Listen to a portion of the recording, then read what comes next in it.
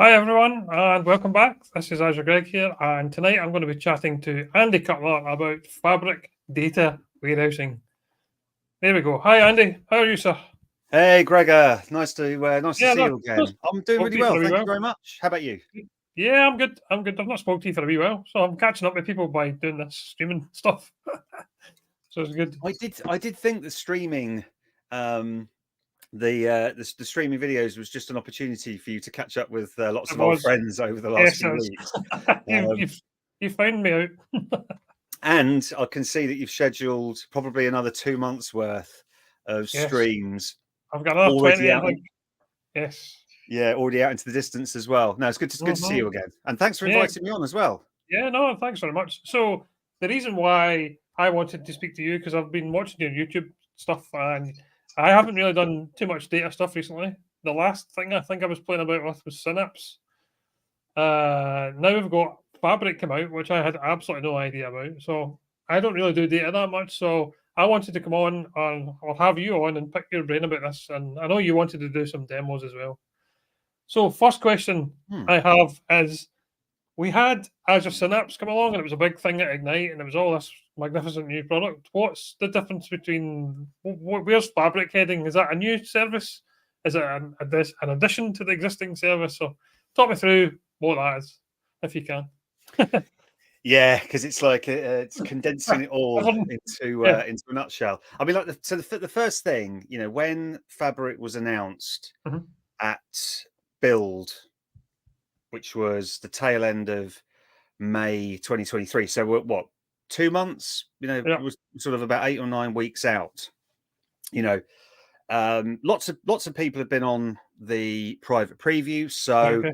there was a huge big explosion of content, right? Both from Yeah. Microsoft themselves. I mean, they did I have to say, a really excellent job of getting all that documentation together, for release date, plus all the blogs that went out across all the different areas.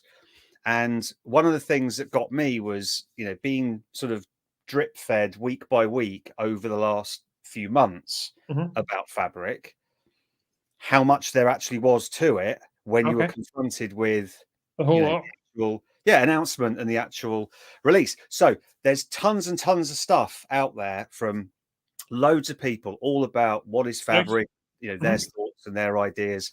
But in a nutshell, this is Microsoft taking Synapse Analytics, evolving it into a software as a service platform, so we can Okay. dive into all those bits and pieces in a bit, and essentially wrapping it, or wrapping the Power BI All right. look Okay. and feel Ah. around those experiences. So data engineering and Right. data Okay. warehousing and real-time So streaming and and all of that. And I did make a joke at the time that Synapse Analytics, that was the service that was unifying several other yeah, services, that's what I like, thought. bit of, so there was Power BI integration. And Mhm. to be honest with you, I didn't ever really see many people building reports or data sets Using it within the Synapse Analytics Power BI thing. environment, or the studio itself. It was cool that Okay. you could do it, but I Right. didn't really see much need for that. But then, you integrated, um, Data well, factory and things like that. what was called dedicated SQL pools. So, the Mhm. Azure data warehouse service. We got the Yep. new serverless SQL pools to query data in the data lake, and we got pipelines. Yeah, so we got Data Factory put in Yeah. there. So that was the unifying product. That was the Uh-huh. product that brought Yeah, everything so together. I was confused when Fabric came out because I thought that was the thing that was unifying them all. So I was a bit like, "What's this?" Well, so now with Fabric, you're not only unifying the components that Synapse Analytics was made of, as Yeah. was made up of, but you're also including the Power BI properly. Right. Okay. Yeah, you're including all of the Power BI components in its Right. native environment. I mean, I'm doing it a little bit of a disservice by just saying, "Hey, it's Yeah. Synapse." put in, but There's more you to know, it, obviously. there is, a massively enhanced SQL engine in there that was built from serverless.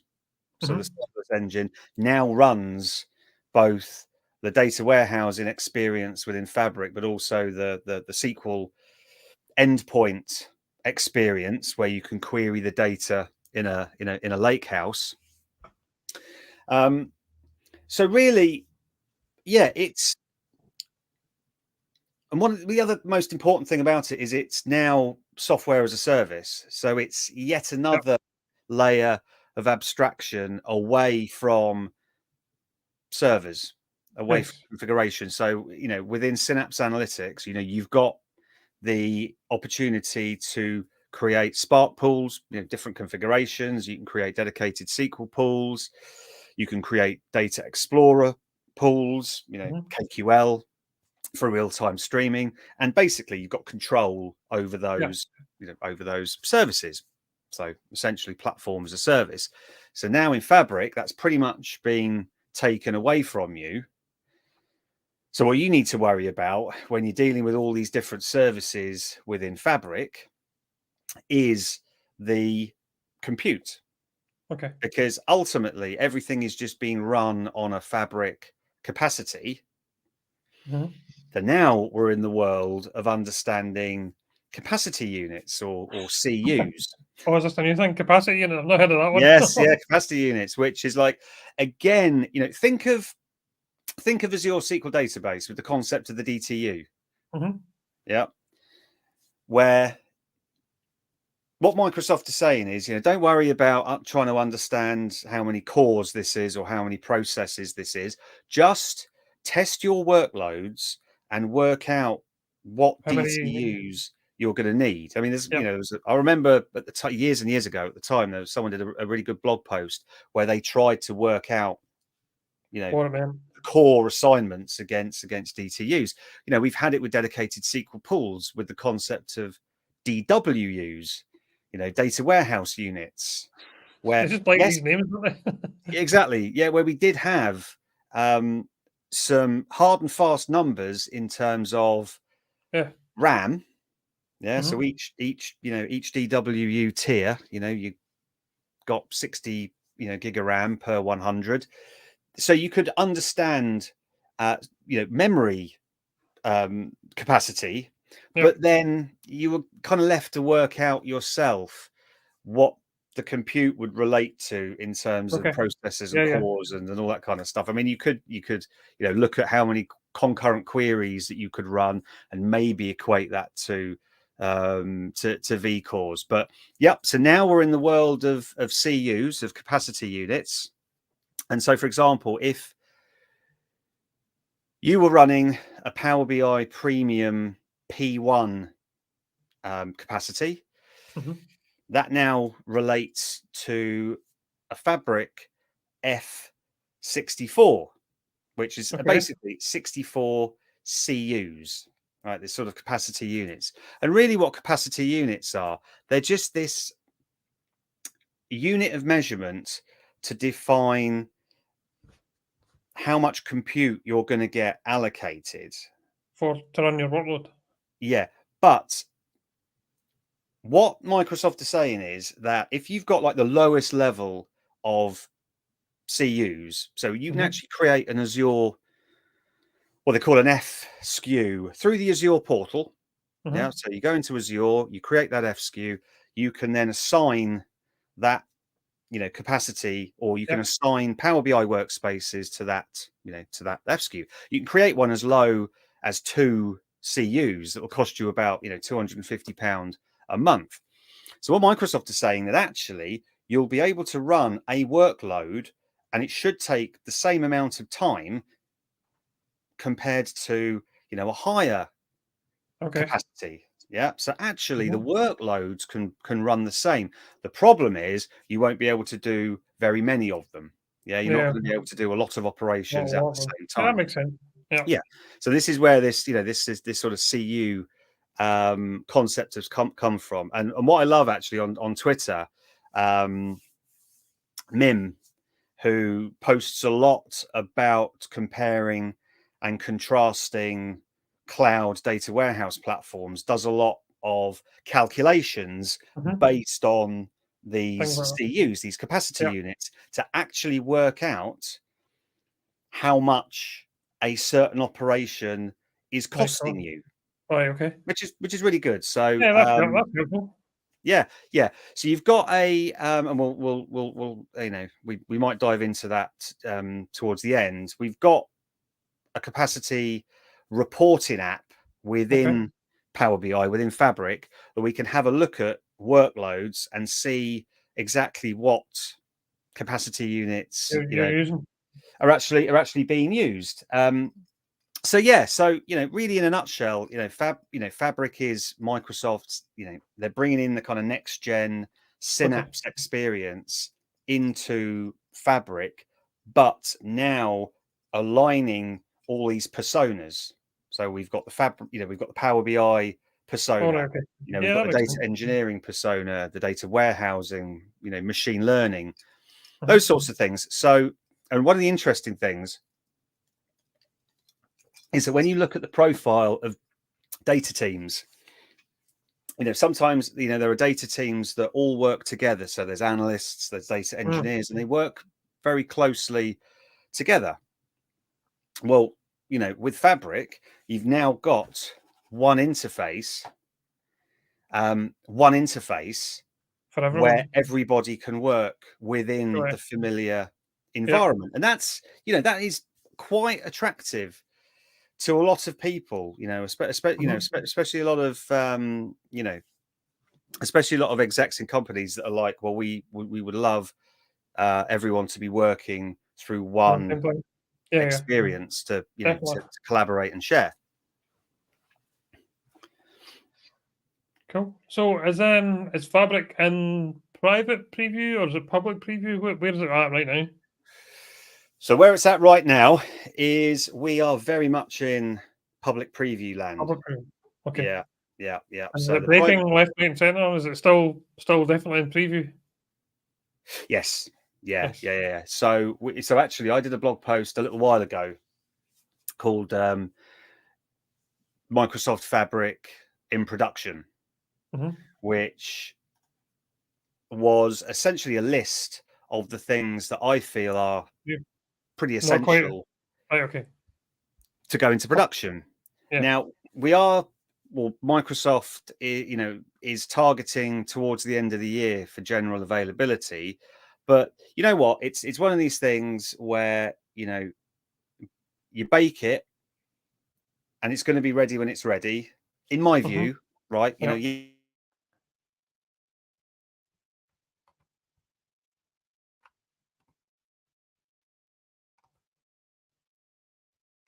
Oh, I think my internet's gone. Public preview, which means it's not officially supported. So by all means, if you're looking to use Fabric, if Fabric is something that is interesting to your organization, by all means, engage with Microsoft, engage with consultancies, engage with people that are working with Fabric to understand what it can do. Start to work through proof of concepts, develop for it, test.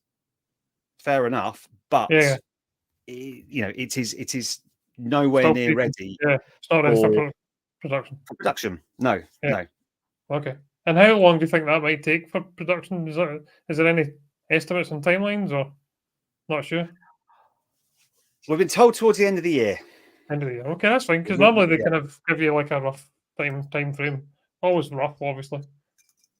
Well, that's quite funny because there was on a completely separate project with a separate component that I won't name. It's been in preview for 3 years, and I asked, "Is this ever going to come out of preview and go into public? Go out of public preview and go into general availability?" So I think we're very much, they're very much targeting, towards the end of the year for GA. But how many of those components that I feel need to be in place before it goes general availability is there? So, for example, the security model, right? So, at some stage there is going to be quite a fine grain security model embedded within Fabric. Yeah. It would be really good if that was in place. Yeah. So it's not okay. It's not at the moment. Probably would be essential. Yeah, I would think so. Yeah. To be in place rather than the sort of workspace driven security mechanism that's in place, at the moment. But yeah, there's lots to come. Yeah, there's lots to come in there. And my real focus is on the sort of warehousing side of things. Yeah. The SQL warehousing. So a little later on we'll go through the warehousing in in a demo, and again we can jump in and ask questions and all of that. But I wanted to call out a couple of the sort of the main areas in data engineering and data warehousing within Fabric, Okay. which is the concept of the lake houses and the warehouses. So we're not in a world anymore in Fabric where we're talking about databases. Yeah. Okay. So it's now one of Yeah, it's a lake house and it's a warehouse. So from my reading, it used to be that warehouses were the big thing, and now it's lake houses. Is that right, or did I get that wrong? Say again. When I was reading about it not that long ago, it was basically warehouses weren't as cool as lake houses. Were lake houses not the new best thing? Hey, lake houses. Yes, they are the new the new thing. And what Microsoft have done is to allow both types of workloads to coexist. So actually, when we go through the warehouse side of things, I'm actually using a lake house to get some data. Okay.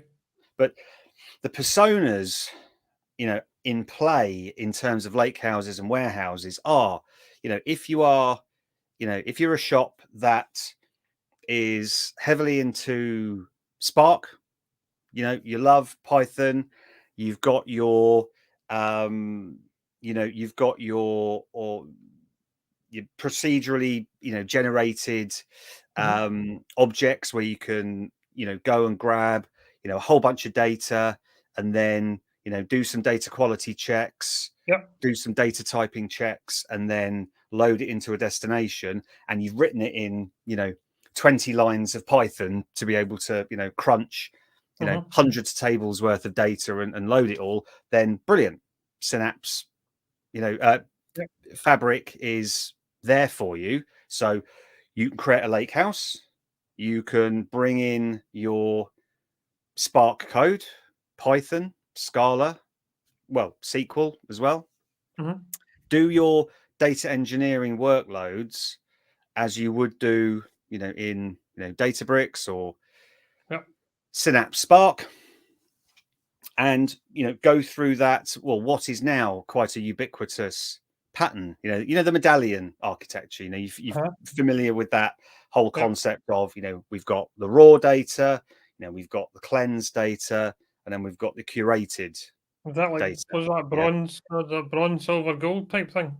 Exactly. Yeah. Yeah. Now, of course, what that also does is that does in some ways force people to think, well, there's only 3 layers, because there's the whole, the three medals there. But it's a little bit more nuanced than that, depending on if you want to keep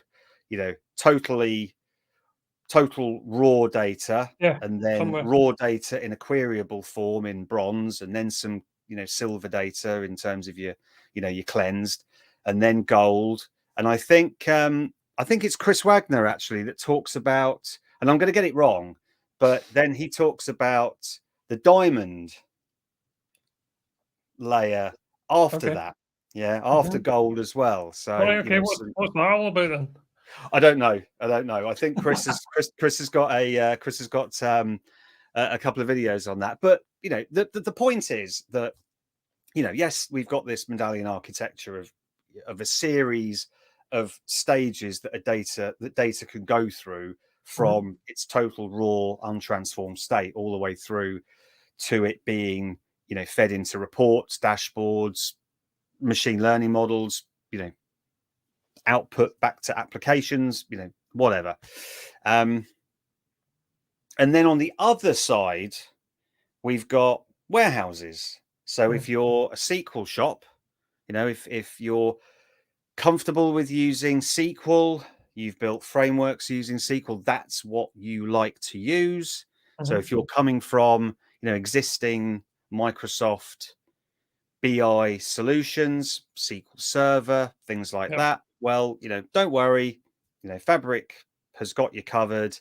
You can bring your SQL-based workloads as well, all driven by one engine. And this was the major point of contention with Synapse. Okay. In that, we had two SQL engines. We had dedicated SQL pools, and we had serverless SQL pools, and endless blog posts and videos and questions about what's the difference between the two SQL services. What should I use in what scenario? Now, of course, great news for consultants, right? Because they could then don't have that problem. Yeah, exactly. They could say, well, we can, we can tell you what the difference is, and we can show you what which one you should use in which scenario. So, what Microsoft have done with Fabric is, the right thing, which is one SQL engine. So it doesn't matter whether you're building a warehouse, you're using the same SQL engine as if you're querying a lakehouse using the SQL endpoint. Okay. Which is good. Yeah, which we'll see. We'll see both of those as well. But the important thing here is that both the storage mechanism for the warehouse and the storage mechanism for the lakehouse is Delta. So it ultimately Parquet files. Yeah. So under the hood. Now, in lakehouses, you can create tables using other file formats as well. But it's basically it's recommended that if you're going to create tables within a lakehouse, that you do it using as a Delta table, because you're going to get the special source, the improvements that Microsoft have made with Delta. Is this the time tracking thing where you can go back in time and stuff like that? Is that part of that? Well, so that's one of the benefits of using Delta, but that's been a feature of Delta for quite a few years.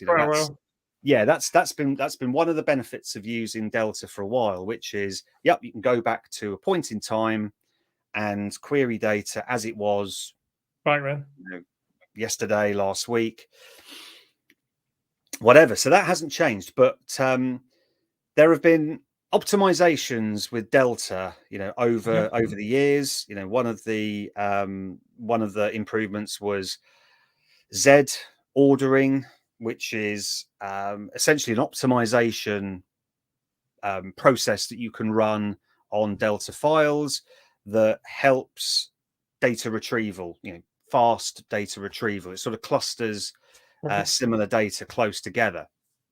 What Microsoft have done in Fabric is introduced a new optimization called V ordering. Oh dear. Okay. Which again, yeah, exactly. Which again, it's another optimization method, which when you load data into a lakehouse table, into a lakehouse Delta table, you're going to get the benefit of this V ordering. And one of Fabric's latest, or one of Fabric's sort of main additions is another connection type between Power BI and the data. Okay. So at the moment, with Power BI, we've got, what have we got? We've got import. So, you connect to a data source and you import the data into, Power BI's own Vertipack engine, so it'll compress the data, or you can connect it in direct query, which is it won't bring any data in, it won't import any data. It's just going to push queries down to the data source and show the return the data. Benefits of import is it's fast. Benefits of direct query is there's lower latency if data gets updated, in the source systems. But, with import, you've got to set, you've got to trigger a refresh schedule. So you've got to, take the time to import the data. Yes, you can set up incremental refresh and all that, but you've got to move the data again from somewhere into somewhere. Benefits of direct query is that as soon as any data changes in the source, it's made available. However, your source has kind of got to be optimized for direct query, because Power BI can get quite busy and quite chatty when it's sending queries down to a data source. So you could end up flooding, a data source, and it's not the quickest, and also you get a subset of the features as well. So with Direct Lake, which is the new, the new feature that Microsoft have added, the marketing spiel is that you get import performance, but direct query latency. Yeah. Okay. Yeah. So when data changes in the source, you're going to see it reflected in a Power BI report. Now it's far more nuanced, nuanced and limited than that. Okay. Interesting though. So that's is that what the V is? That's what it gives you. I think so. Yeah, I think it's either it'd either be like the V ordering will stand for something like Vertipack or vertical or something like that. But ultimately there's lots of clever stuff going under the going on under the hood when it's taking the data from the underlying compressed Parquet files and sort of caching it into the Power BI Power BI engine. But ultimately, we have that functionality, but that Direct Lake functionality is currently really only enabled in the Lakehouse. So in the warehouse, we don't have the Direct Lake functionality yet. So we're promised it. So that's going to be coming. But yeah, so I think the main thing is that ultimately we're boiling down to the fact that it's the same SQL engine. Same syntax. So luckily we're just dealing with one engine that we can work with both a warehouse and a SQL endpoint. So I'm wondering whether it's worth us jumping into a demo and just kind of running through what it looks like, really. Yeah, sure. What I'll do is if you share your screen, I'll remove us so you can see the screen a bit bigger. So I think you just need to go to present and then share screen down at the bottom. Okay. So I'm going to share an entire screen. I'll share screen 1. Okay, so that looks like that. Is that the one you want to share? That's the one. Let me. So what I'll do is I'll take us out so it looks bigger. So I'll do that so you can see the screen. See the bit at the bottom where it says sharing? You can just click hide if you want. Yeah, there you go. Yeah. Cool. Brilliant. Yeah, that looks good. I can read that.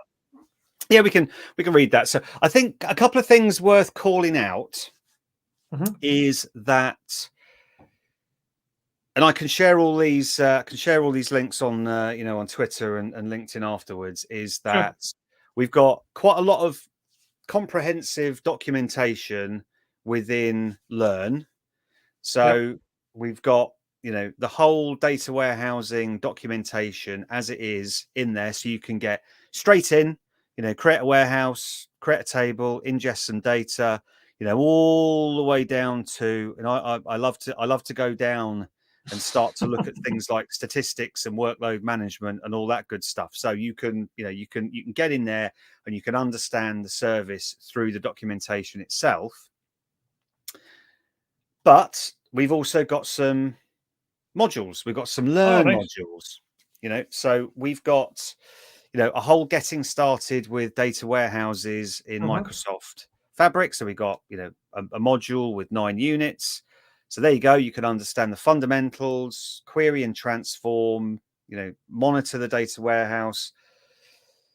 So that's really good, as well. Nice. I need to have a play with that. Definitely need to do these ones. Yeah. Obviously, a little shout out for my own blog, serverlesssql.com, where I've got a Fabric category. And what I tend to do is I tend to try and lift up the floorboards and have a little look underneath and see what's going on. That's a good analogy. It's because I don't know. Sometimes there's an itch that I need to scratch in terms of understanding something. So I'll get in there and I'll have a little look around, and so sometimes Microsoft will say to me, "Yeah, that isn't quite supported yet. So can you wait?" And and that sort of stuff. But I can't help it. I can't help it. So the first thing is that within Power BI. So if I just go back to Power BI itself, is that ultimately you can you start with Fabric through Power BI. Okay. So we can go up into the settings, we can go into the admin portal, and we've got the top level tenant setting, which is Microsoft Fabric, right? So users can create Fabric items. Okay. The great thing here is, yes, you can enable it, but you can just enable it for certain security groups. I see. Yeah, so that is probably one of, this is what I love about a lot of the settings within the admin portal, is that you can enable them, but only enable them for certain users. So, if you're going to set up your, security groups, to only that and add people to it. Yeah, exactly. Add to the security group and then add it to there. But then it's not going to do you much good unless, let's have a little look. We're going to search down here. Is that you need a capacity.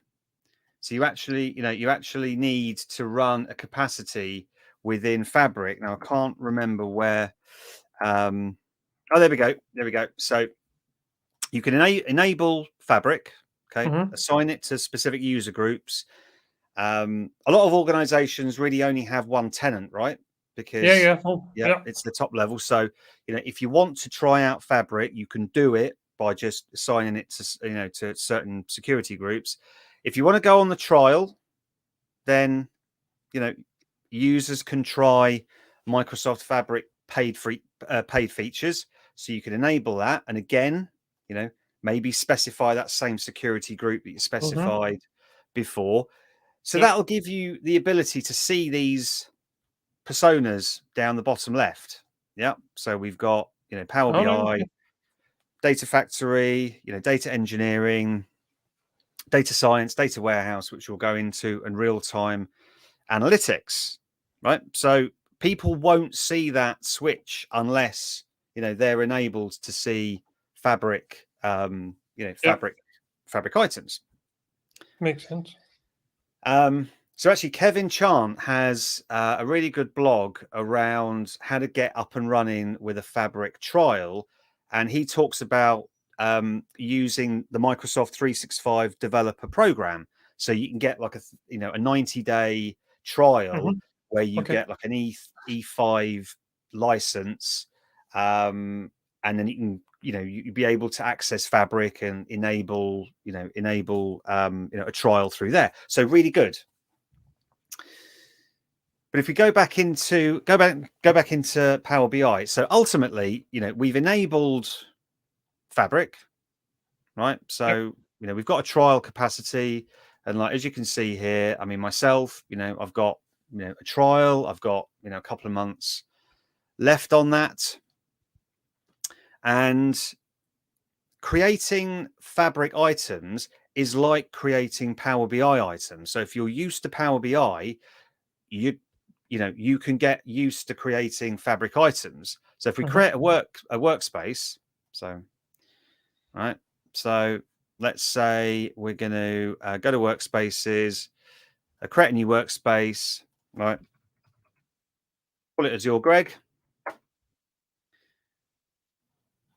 and then we can select a capacity. Now, at the moment, I've got a trial capacity, so that's the one that's visible there. Yep. However, I do have some, and let's go in right now. I do actually have some Fabric Azure capacities. Oh, okay. Cool. Let's try that again.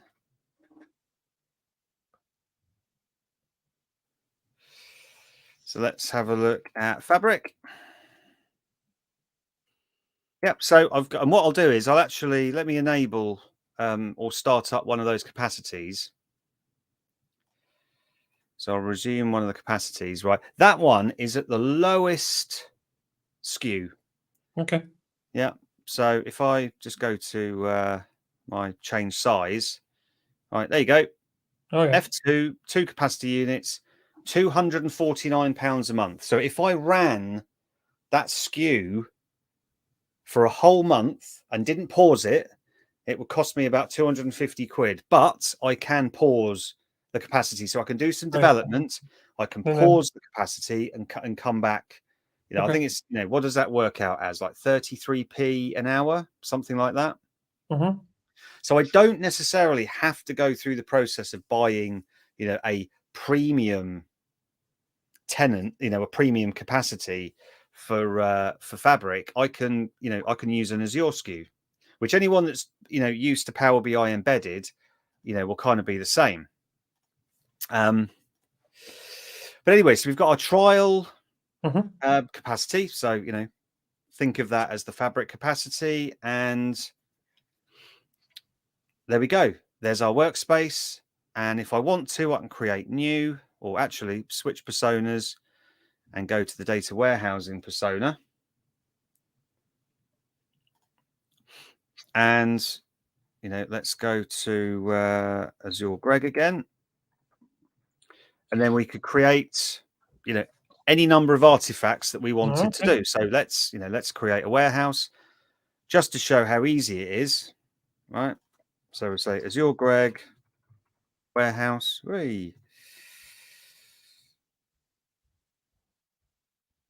Create that, and it's going to launch into the development experience for the warehouse. So we'll dive into a warehouse that I've already created. I didn't think you'd be doing this in Power BI though. That's interesting. Well, this is the thing. Yeah. This is the thing is, instead of, so it's like, it's the other way around. So in Synapse Analytics, you could sort of bring in, the ability to create Power BI reports within Azure Studio, whereas now you're in Power BI and you can create warehouses and lake houses and do data engineering, but yet within the experience that, anyone familiar with Power BI, has been using for years, it's the same experience. And there we go. There's our warehouse, and we've got 3 tabs at the bottom, which I'll go through in a pre. It's not a pre-built warehouse. I've just got the scripts ready because no one wants to see me type. No one really wants to see me type in SQL. So if we go to the workspaces, so I've got a workspace that I've created, which is the marketing department, right? It's just a development workspace. And in here, I've already created 2 sets of artifacts. I've created a lake house. So I get a lake house and I get this SQL endpoint. I also get this data set. So I kind of get a pre-generated Power BI data set. I think it's been fed back to Microsoft. It would be really good if you could create a lake house or a warehouse and not have that data set created by default. Okay. But we will look at that data set in the warehouse. So, I've got this lake house that I've already created, and I've already got this warehouse that I've created.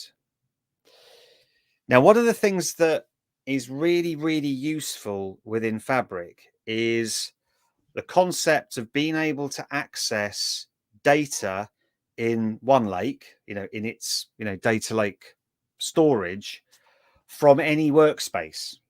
Okay.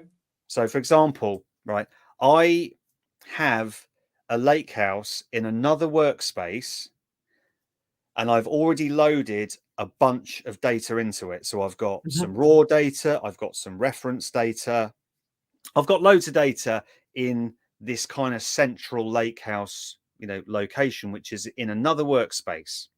Okay. Right. But ultimately, I want to use some of that data to build a warehouse for the marketing department. Go ahead. So first thing, I've just created a lake house. And if I open up that lake house,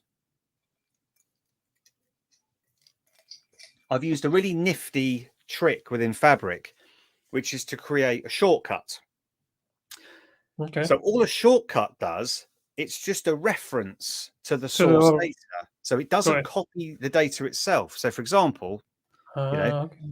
I can say new shortcut. And then point it to a different workbook. Yeah. I can connect to an existing Data Lake Gen 2 account. I can connect to Amazon S3, or if it's in one lake, I can connect to one lake. There's all of my available, warehouses and lake houses that I can reference data from. So I can go into, my lake house one, and then could you do that? Could you do that in Synapse? No. No, not really. No. It's you weren't able to just sort of reference other data. I mean, you could create external tables and views within serverless SQL, but in terms of dedicated SQL pools, no, it was you could reference data that was in a data lake. But what shortcuts allows you to do, it allows you to bring in or make available data for querying, but keep it in a central location without moving it around. So ultimately, what I've done is I've created a shortcut in my lake house to 3 lots of data. So some dates, some product data, and some data that I want to generate some facts with. Right, but my lake house in marketing, all it is, it's like think of it as a shell. Think of it as just a connectivity shortcut to the data that's in another workspace. Yeah, that makes sense. So I can curate. I can basically create a lake house and only bring in certain data from somewhere else without actually having to copy that data. That's pretty cool. Okay. Now the thing is, though, lake houses can cover a whole session, in themselves. But suffice to say that all I've really done is just created a lake house and referenced 3 tables from a central lake house, that I can go and grab some data from. So if I go back into the workspace, then I've got my warehouse. Right, so let's open up the warehouse.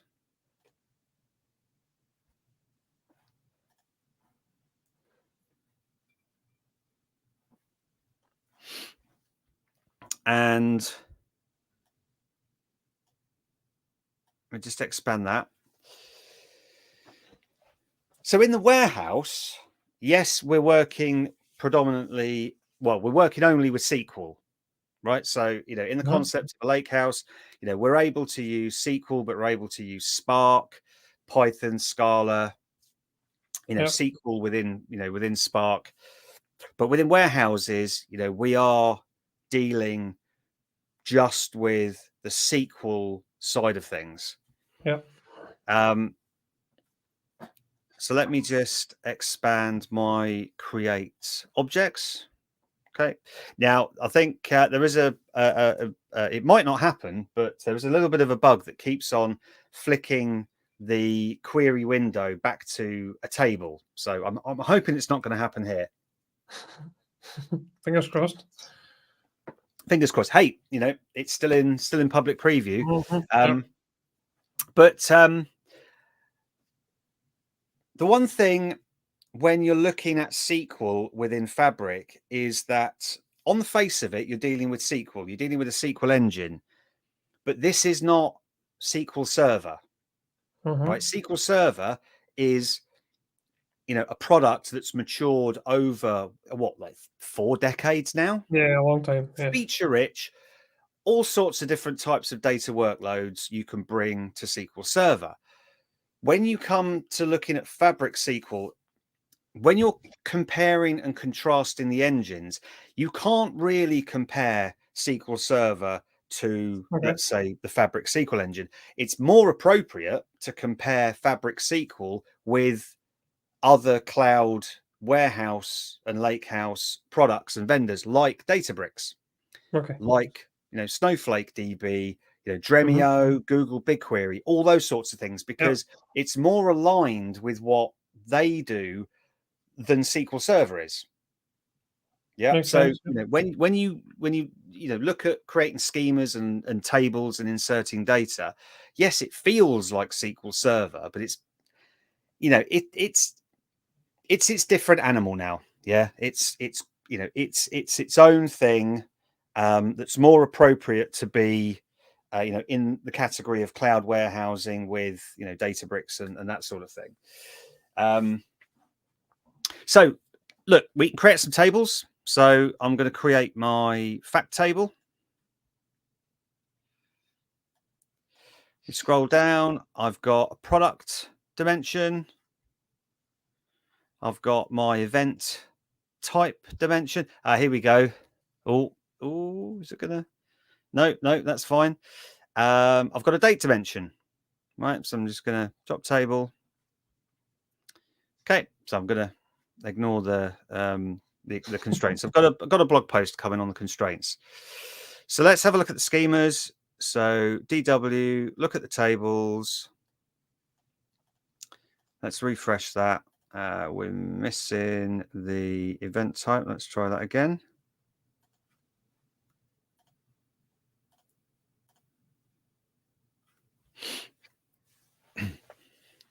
Refresh that. So we've got, we've got a fact table and we've got 3 dimension tables. All right. So browse down. What I'll do is I'll actually start loading the fact first. So I've got this query. So actually what I'll do is I'm just going to do a select top 10. Are you loading that data in from the other workbook? I'm loading it in from the Lakehouse. Which is in... Right, okay. Yeah. But that Lakehouse it's just a shortcut. Yeah. So this table that I'm loading from, it exists in like a central Lakehouse where, yes, I am now, I'm now physically moving data into a warehouse, but I haven't had to go through any other steps. I haven't, all I've done is I've just referenced that particular, central Lakehouse location with a shortcut in this workspace. So look, I can just select top 10. Let's run that for a few seconds. Get some data back. And so then Mark's got a question here. He's asking why load in the Lakehouse? So let me just run that and then flick back to the DIMS. So what was the question? Why load in the Lakehouse? For a smiley face. Why load from the Lakehouse? Yeah. Well, 2 things. So the Lakehouse is, your kind of data engineering place.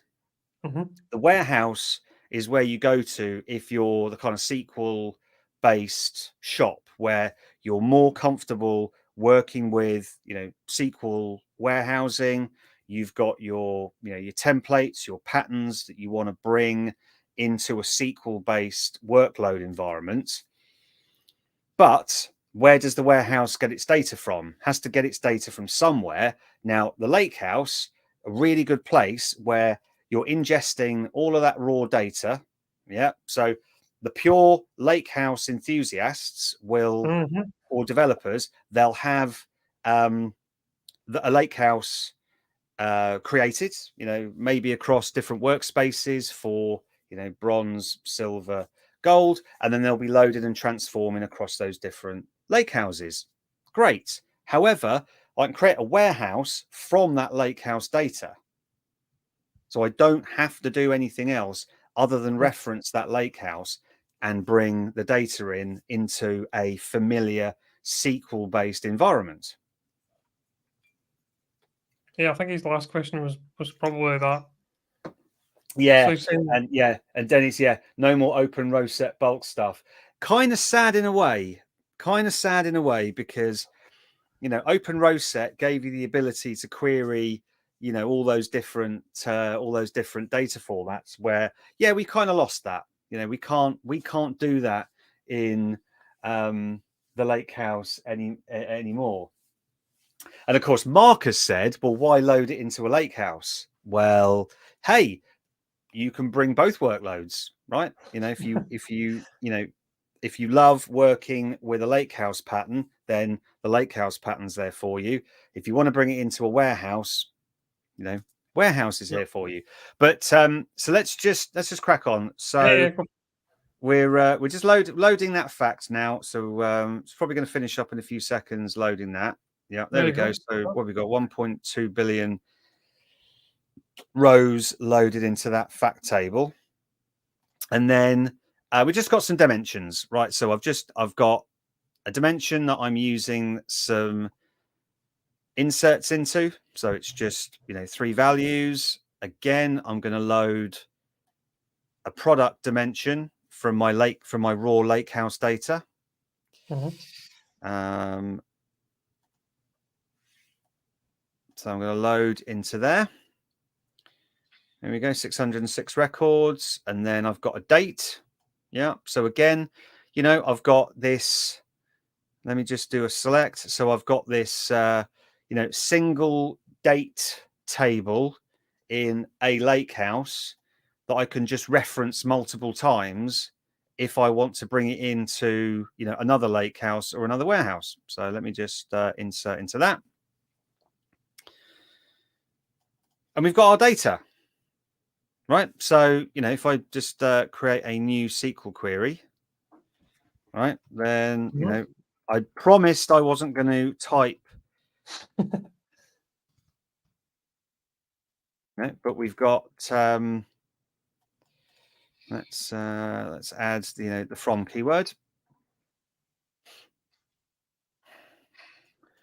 Right, so we're gonna go 1.2 billion rows into our fact table, right? So we can connect to the warehouse using tools like Management Studio or Azure Studio, basically any SQL client where we've got this connection string. Got it. Right, so Okay. let's just open up trusty Management SSMS. Studio. Gotta beat it. There we go. Let that load up. Where are we? Where's Management Studio gone?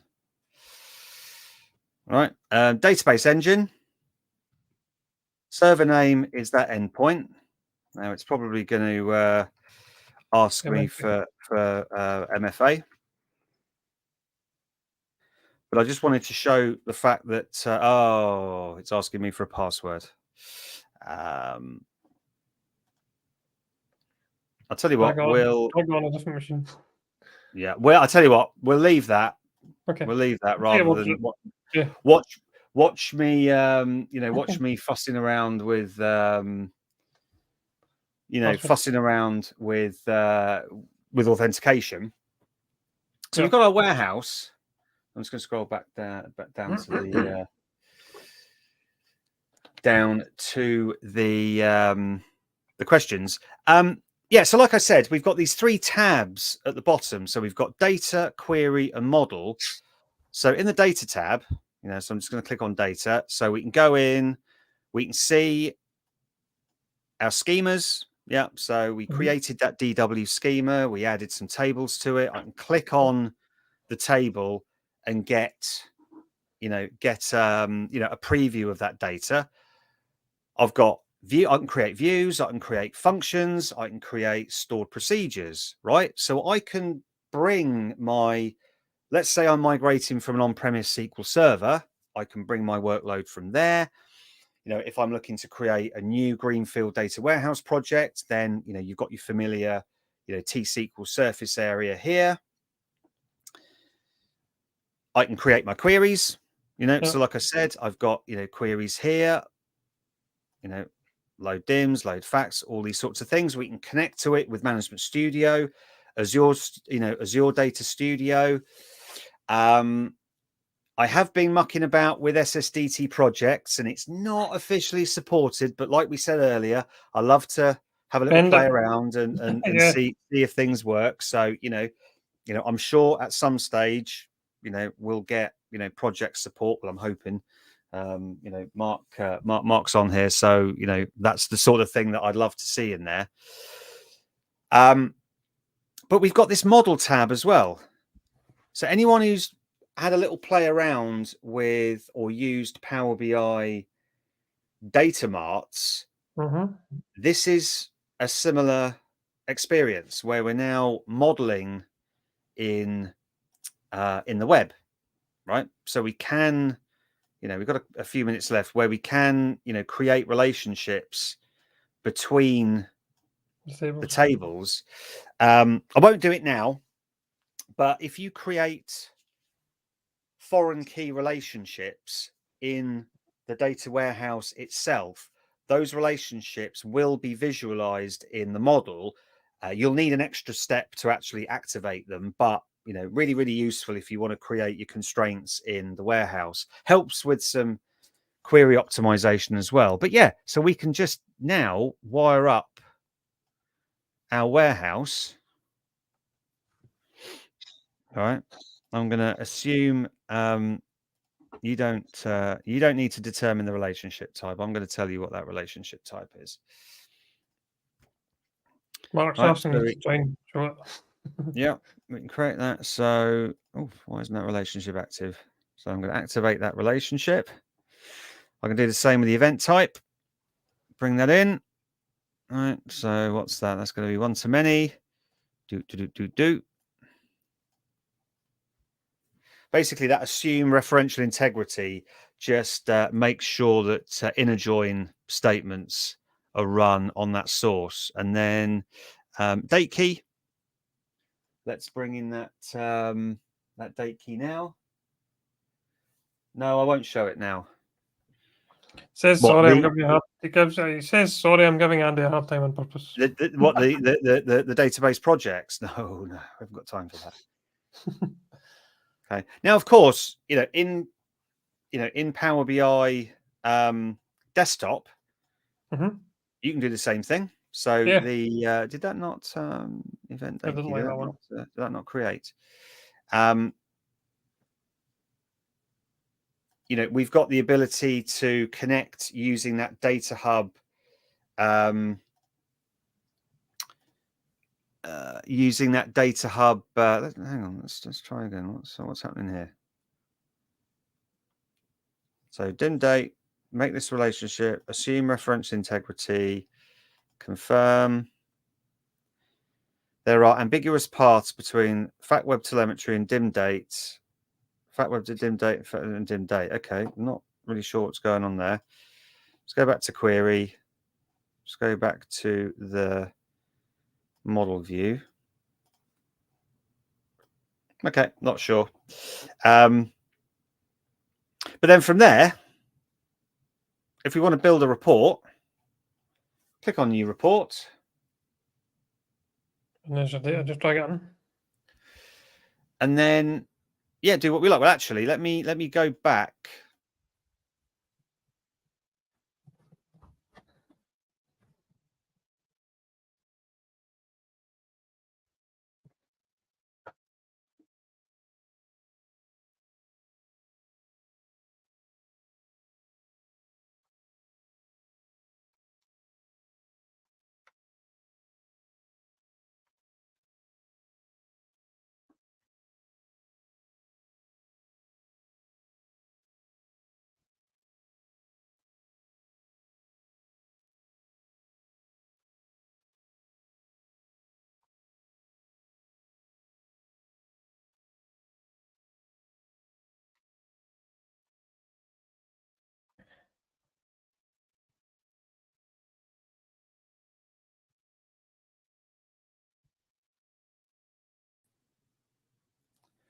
I think I cut off there, didn't I, Gregor? Yeah, no, it's fine. It's all good. I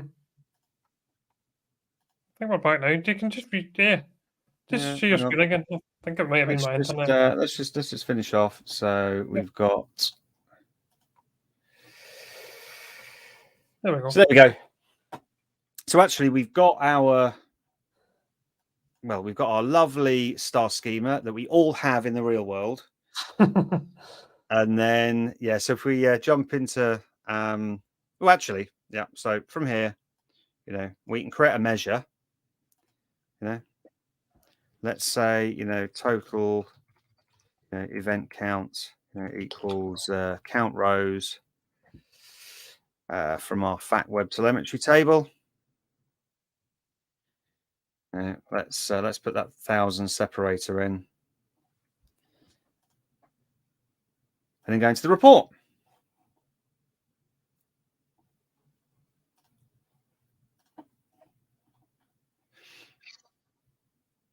And then from here, we've got our event counts. So we'll bring that in. So actually, so I was about to make some excuses for the warehouse by saying, oh, we don't have direct lake yet and all that, and the other. But, oh, is it? I'm still saving. Is it? Look, I think the screen might have. No, I can still hear you, but. Okay. Is the screen frozen or something? I don't know. I think there's a little bit of latency now on. I think there's just a bit of latency now on the. Let's just refresh that. Let me just move that. Yeah, it seems okay now.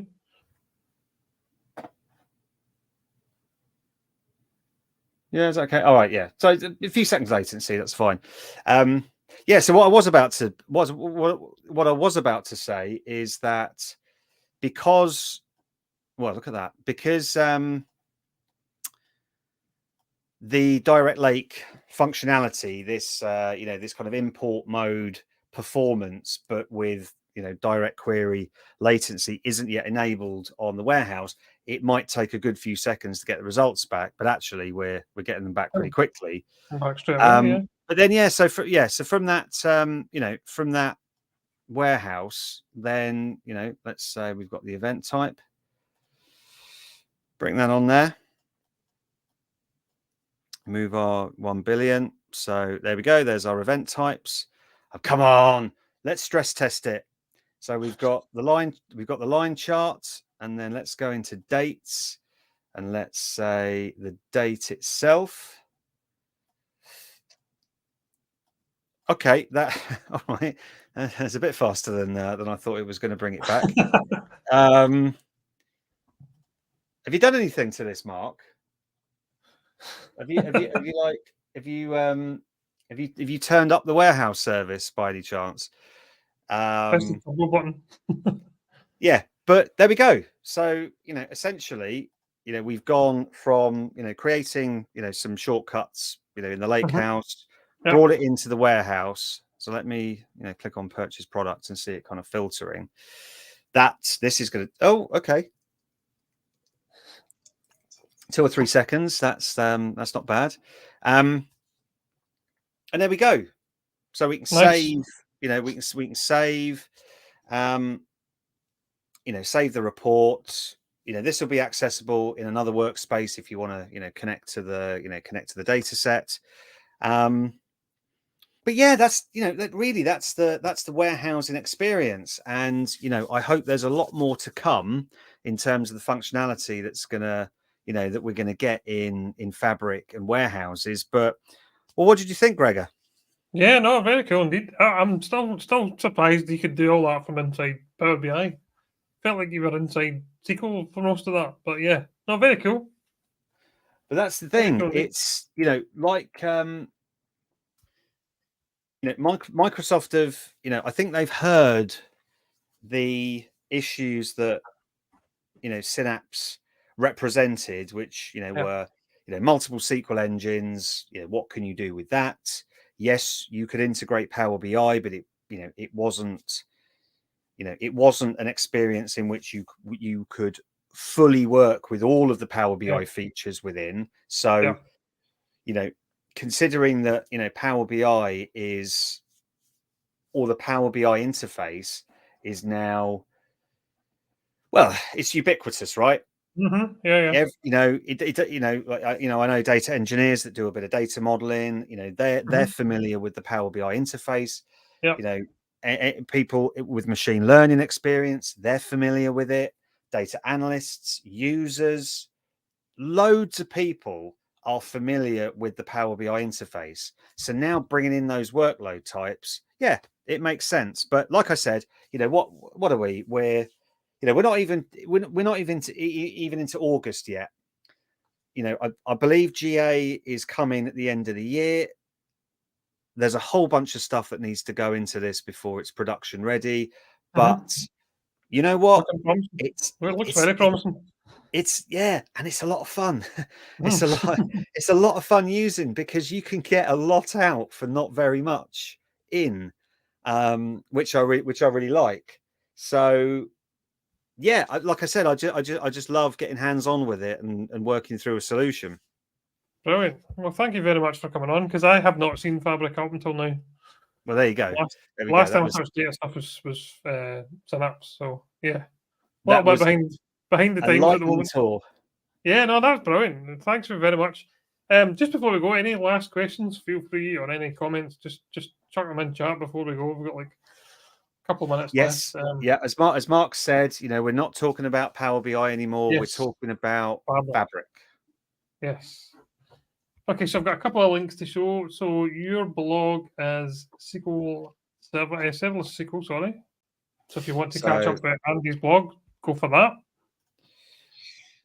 So I'll drop that in the chat. So we've got So we've got all that data warehouse. Yeah, we've got your YouTube channel as well. Yeah. So I'll put that on as well. We've got the getting started with the warehouse. Yeah. We've got the 60-day trial. So I showed that a little bit earlier on. Yeah. So there's no excuse, really. No. I was going to, and you've also got your YouTube channel. Yeah, so I'm going to go and play a bit with that. That's for sure. I'm going to go and do the Microsoft Learn stuff. Yes. Mark's asking, did you mention the free trials for 60 days? I think we did. Yes, we did earlier on. Yeah, we showed how to enable that in the portal. So you get 60 days. For some reason, I've had a 59-day trial for about 2 months. So maybe long may that continue. Awesome. Andy, thanks very much for coming on. And thank you for doing that. If you ever want to come back on, shout, and if there's anything you want to demo or talk about, then just let me know. Same goes for everyone else. Yeah, definitely, because there's tons of stuff on this. Yeah, no, definitely. So if anyone else wants to come on, I don't have my link handy. I must have overrun them, but that's not a problem. Did you show the tables are delta? Yes, we explained about that, didn't we? We talked about the delta tables, the parquet format. we explained, and I had Azure Storage Explorer open to show that the underlying table storage was delta. We just ran out of time. No, but well, it's all the time you need if you want to do that now. But I don't think you've got time.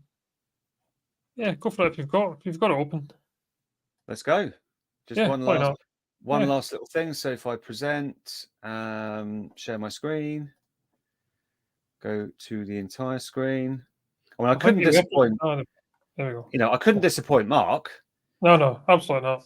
You know, but so, you know, as we said earlier, you know, One Lake, you know, has the Data Lake Gen 2 APIs. So all those tools and services that can talk to Data Lake Gen 2, you know, we can talk here. Could talk to Data Lake here. So if we open up my warehouse and I go into the tables section. So if we go into dates, then there we go. Oh, nice. There's the Parquet file. There's the Delta log. So Microsoft are not lying when they say that it's in the Delta format. You know, we go back to that fact table. Then we've got a whole bunch of Parquet files because there's what 1.1 billion 1.1 billion, yeah. rows in, so it's going to, you know, distribute it across, you know, a set of Parquet files and run, you know, as I understand it, and Mark can tell me if I'm wrong, I believe there's some auto optimizing that goes on to compact those files. But there we go. So you can actually get to the Lakehouse and the warehouse storage using Storage Explorer and see the underlying Parquet files and the Delta log in, you know, in One Lake. Nice, very cool. I like it. Indeed. All right, cool. Thank you very much. Yeah, so Denise is also saying the same thing. Don't tell Andy, but he's stuck on 60 days as well. But don't want the punch. I was going to say, just don't say anything. Just like, yeah, just keep quiet. We just carry on. Right, that'll do us then, Andy. Thank you very much for your time.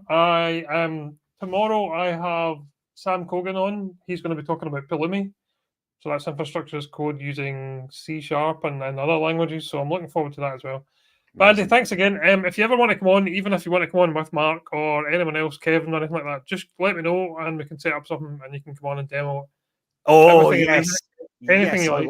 I will definitely twist Mark's arm for that one. Yes, yeah, let's do that. Definitely come on. Yeah, just let me know when. Hopefully this time suits. But yeah, so I'll just play a little outro video just to say thanks for watching and then we'll call it quits. But thanks for coming on again, Andy. I appreciate that. Oh, Gregor, thank you. Yeah, no problem.